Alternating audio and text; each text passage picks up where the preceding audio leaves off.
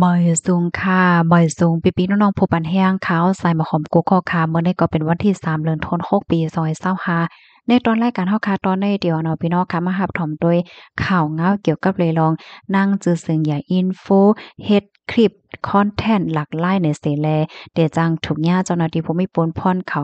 ห้องทัดถามว่าเฮ็ดจังไหนเนี่ยค่ะเฮาค่ะมาถ่อมด้วยลองตั้งลายโหยอย่ามันค่ะเมื่อวันที่3เดือนธันวาคมที่6ปี2025เนี่ยค่ะก็ อยู่ที่ห้องการสื่อข่าวใหญ่ละลายห้องการไล่ออกมาปืนแพร่เกี่ยวกับเลยลองมีนางก่อนหนึ่งเป็นก้นจือเสียงใหญ่เป็นอินฟลูเอนเซอร์เนี่ยค่ะเนาะมานางก็มาเฮ็ดคลิปเฮ็ดรายการเฮ็ดคอนเทนต์อันหลากๆหลายๆเหมือนจังหนังเอา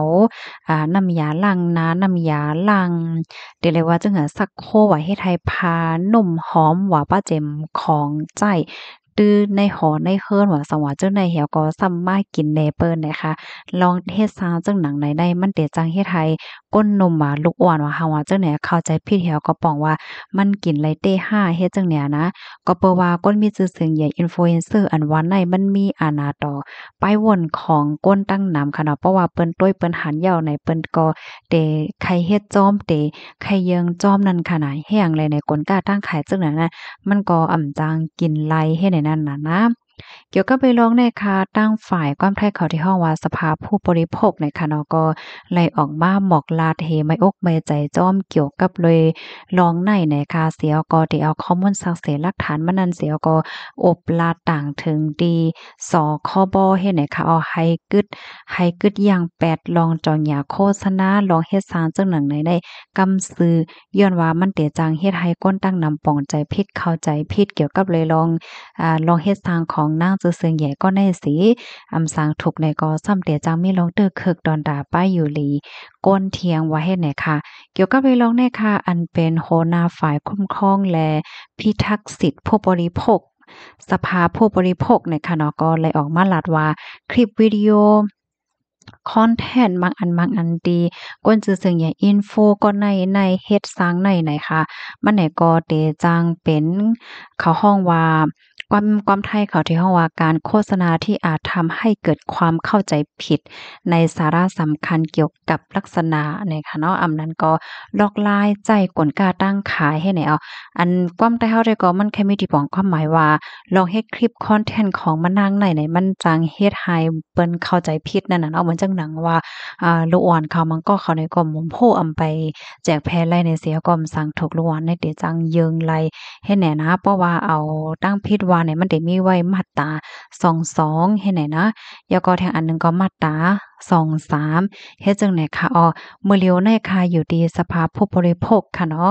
ผู้อันปักตาด้วยเกี่ยวกับโลยลองสุนไลลองการกินการเยี่ยมเอาหางว่าจั่งใดค่ะก็เนาะเพิ่นก็ห่างแฮนดีๆเฮ็ดเพิ่นลิกเพิ่นลายเสียก็ส่งกว่าที่ห้องการอันฝ่ายโดยถึง ก้นซื้อก้นกินขนาดตั้งไทยเขาได้ก็ได้ห้องว่าสำนักงานคณะกรรมการคุ้มครองผู้บริโภคจื้อป้อได้ก็ได้ห้องว่าสคบเนี่ยค่ะเปิดให้ห้องการปักดาด้วยเสียวก็กดทัดด้วยว่าอันนางก็นั่นเฮ็ดกว่าในมันกึ่งงามอยู่5กึ่งงาม5ค่ะเนาะคอนเทนต์มันคลิปว่าสังว่าจื้อไหนเฮ็ดไหนนั่นค่ะนอกเหลือเซนนั่นเนี่ยค่ะยังแค่ปันฟังเตื้นถึงปันป้าก้นจื้อเสียงใหญ่อินฟลูเอนเซอร์เขาไฮไลท์สตีลองเฮ็ดลองสร้างตัวเจ้าเก่านำก็เพราะว่าอินโฟอันว่าในคณะเขาเนี่ยก็มันมีนะคะในตั้งวดเหมือนเจิงว่าเพราะว่าเขาแฮ้งเนี่ยก็เปิ้นซ้ำเตใครเยิงจอมนั่นน่ะกำนั้นแลเจ้าเก่าได้เฮ็ดคลิปเฮ็ดคอนเทนต์อีหยังต่างเด้อ social media ออนไลน์ว่าจังว่าเจั่งใดไฮไลเตอร์สตีนำปยก็ให้วนไปอยู่ว่าอันเจ้าเก่าเฮ็ดสร้างกว่าจังไหนในมันได้มีลองตึกคึกดอกเปิ้นจึงหือมันมีพรหลีพรจ้าจึงหือว่าสังว่าจังไหนในไฮไลวนทัดด้วยป้าเสกามเฮ็ดไหนคะเลอเซนั่นเนี่ยก็ไฮไลวนสอนถึงป้าลูกอ่อนก้นหนุ่มและจังไหนคะนะมังปอกในล้วนก้นหนุ่มเขาเนี่ยก็จึกโดยจึกเยืองจึกหังไหนคะเนาะเพราะว่าอันเฮาใครเฮ็ดสร้างกว่านั้นมีล้วนก้นหนุ่มเขามาโดยเนี่ยจึงสังถูกเขาเนี่ยก็ซ้ำเตเยืองเฮาหลายกำนั้นเลยเมื่อเฮาค่ะได้เฮ็ดคลิปเฮ็ดรายการเฮ็ดคอนเทนต์อีสังเสมว่าในไฮไลวนหันถึงบ้าลองในเนี่ยค่ะนอกเหลือเสนั่นก็ให้เป็นก้นดีหมอหับปนพรในตรงวงกลให้แลเอาใจเปิ้นมาใส่ใจเฮาในนั้นค่ะ เฮาก็เหลือเสียด้านไหน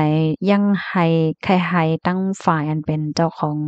แบรนด์กลการตั้งขายเขาเจ้าไหนก็ไฮไลท์ทัดป้าลองเฮ็ดลองทางป้าเจ็มต้วยป้าลองสคริปต์ว่าสว่าเจ้าไหนนั้นขนาดเนาะเดไทยได้ห่างออกกว่า